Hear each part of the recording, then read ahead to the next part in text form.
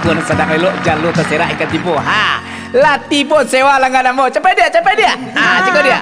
Oh, ndak bisa dong Hitam. Bagaimana bisa? Ambolah saya dari tadi menunjuk-nunjuk adisiko. Dilarang untuk memotong sewa selagi awak di pangkalan kau. Dia itu tuh sewa langganan Ambo lah meneleponnya dari tadi. Di mana buktinya? Anjing gua buktinya. Dia. Nah, dia.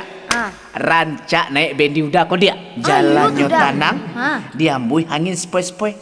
Semakin lama adik letih bendi udah kok semakin batah adik dia. Ndak ada guys itu dah dia.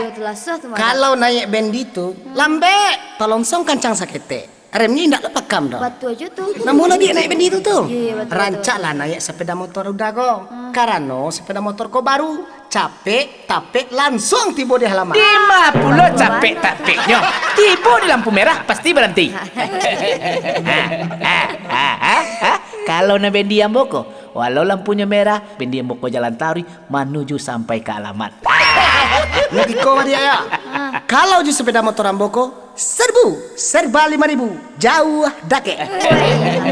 Rancak je bendi udah dia. Karena ya dia 3.000 je dia. 2.000 naik sepeda motor. 1.000 dia plus pakai AC bantal juga dia. 500. Ndak pakai apa-apa dah sampai tiba. Asalnya dapat dia naik ke perai dia. Gratis dia. Cepat dia. Ndak bisa. Iyo, cepat kembali dia.